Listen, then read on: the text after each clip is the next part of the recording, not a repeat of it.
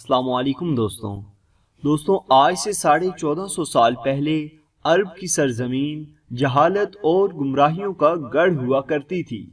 یہاں شراب نوشی، زنا، بدکاری اور نہ جانے کون کون سے گناہ عام تھے۔ یہاں عورتیں اپنے جسموں کی نمائش کیا کرتی تھی اور مرد ان پر فحش گوئی اور دست درازی کیا کرتے تھے۔ پھر اللہ تعالیٰ نے اس سرزمین پر اپنا کرم فرمایا اور یہاں ہمارے پیارے نبی حضرت محمد صلی اللہ علیہ وسلم کی آمد ہوئی۔ آپ نے عرب میں پھیلے گناہوں کو نہ صرف جڑ سے اکھاڑ پھینکا بلکہ بدکاری اور زنا کو ایک جرم قرار دیا، عورت کی عزت بحال کی اور اسے سرعام اپنی نمود و نمائش سے منع فرمایا۔ آپ صلی اللہ علیہ وسلم کے اس دنیا سے پردہ فرمانے کے 1400 سال بعد تک مختلف حکمران اس سرزمین عرب پر حکومت کرتے رہے،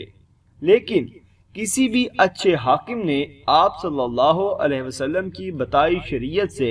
انحراف نہ کیا۔ مگر اب سعودی عرب پر آل سعود کی حکومت ہے، تو وہی سعودی عرب کے جہاں چند سال قبل ہمیں بے پردہ عورت نظر نہ آتی تھی، آج سعودی عرب کے دارالحکومت ریاض کی سڑکیں رقص کرتی نیم برنا خواتین سے بھری نظر آتی ہیں، بلکہ ایسے نازیبا میوزیکل شوز بھی منعقد کیے جا رہے ہیں کہ جنہیں دیکھ کر ایک مسلمان اپنی اہل خانہ سے نظریں نہیں ملا سکتا۔ یہ جو مناظر آپ کو اپنی سکرین پر نظر آ رہے ہیں، آپ کو لگے گا کہ یہ یورپ یا امریکہ کے کسی ایونٹ سے لیے گئے ہیں، لیکن اگر ہم آپ کو کہیں کہ یہ سب کچھ سعودی عرب میں ہو رہا ہے، جی ہاں، وہی سعودی عرب جو دین فطرت یعنی اسلام کی جائے پیدائش ہے۔ یہاں سے اسلام کی کرنیں پھوٹیں اور ساری دنیا میں پھیل گئی۔ آج مسلمانوں کی اسی پاک سرزمین پر ہر طرف شوخ و چنچل لڑکیاں اپنے جسم کے برہنہ حصوں کی نمائش کرتی نظر آتی ہیں۔ سڑکیں تو سڑکیں، سعودی عرب کی سب سے بڑی مسجد کے امام ترکی بن عبداللہ بھی فحاشی کے اس سیلاب سے محفوظ نہیں ہیں، بلکہ بغیر سعودی حکمرانوں نے اس مسجد میں بھی ایک میوزیکل کنسرٹ کا اہتمام کر ڈالا ہے۔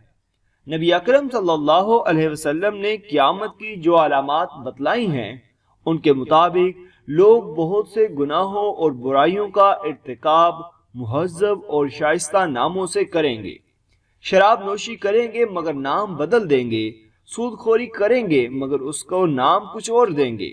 اسی طرح عربوں نے آج اپنی عیاشیوں، فحاشیوں اور خواتین کے جسموں کی نمائش کو موسم الریاض یعنی سیزن ریاض کا نام دیا ہے، جو تقریباً 2 مہینے یعنی 11 اکتوبر سے لے کر 15 دسمبر تک جاری رہنے والا ہے۔ مردوں اور خواتین کے ایک ساتھ ہولی کھیلنے سے لے کر عریاں رقص اور ایسے کئی دیگر شرمناک ایونٹس اس سیزن میں دیکھنے کو ملیں گے، جنہیں نبی پاک صلی اللہ علیہ وسلم کی مقدس سرزمین پر دیکھ کر تمام مسلمانوں کے سر شرم سے جھک جائیں گے۔ اسی ریاض سیزن کے دوران سعودی عرب میں دوسری مرتبہ WWE کے مقابلے بھی منعقد کیے گئے ہیں۔ اگرچہ ریسلنگ کے یہ مقابلے پچھلے سال جدہ میں بھی انجام پذیر ہوئے تھے، پچھلی مرتبہ ان مقابلوں میں صرف مرد ریسلرز نے حصہ لیا تھا، لیکن اس کے باوجود WWE اور ایونٹ انتظامیہ نے ان مقابلوں سے پہلے جدہ کی سڑکوں اور گلیوں میں عریاں خواتین ریسلر کی تشہیر سے بھرے پوسٹر اور LED سکرینز پر کشتی لڑتی نیم برنا خواتین کو دکھا کر خوب بے حیائی کا مظاہرہ کیا۔ عوام کے کچھ احتجاج کے بعد کمپنی نے اس بات پر معذرت بھی کر لی، لیکن محض 1 سال بعد ہی یعنی سیزن ریاض کے میلے میں پہلی مرتبہ WWE کی خواتین ریسلرز فائٹ کرتی نظر آئیں گی۔ خواتین کی ریسلنگ کے یہ مقابلے شاہ فہد اسٹیڈیم میں منعقد ہوئے۔ جیسا کہ ہم جانتے ہیں کہ WWE میں خواتین کشتی کرنے کم اور اپنے متناسب سڈول جسم اور بھڑکیلے لباسوں کی نمائش کے حوالے سے زیادہ مشہور ہیں۔ WWE میں دراصل وومن ڈویژن قائم ہی اسی لیے کی جاتی ہے کہ ہوس پرست مردوں کو ان کے پسندیدہ نظارے مہیا کیے جا سکیں، اور اب یہی کام مسلمانوں کی مقدس سرزمین یعنی سعودی عرب میں ہوگا، جہاں پہلی بار کراؤن جیول نامی ایک ایونٹ میں لیسی ایونز اور نتالیہ ایک دوسرے کے مد مقابل نظر آئیں اور عیاش عربوں کی تفریح کا سامان بنی۔ یہ بات ضرور ہے کہ اس مقابلے کے دوران ان ریسلرز کے لباس اتنے بیہودہ نہ تھے کہ جتنے عام طور پر ہوا کرتے ہیں،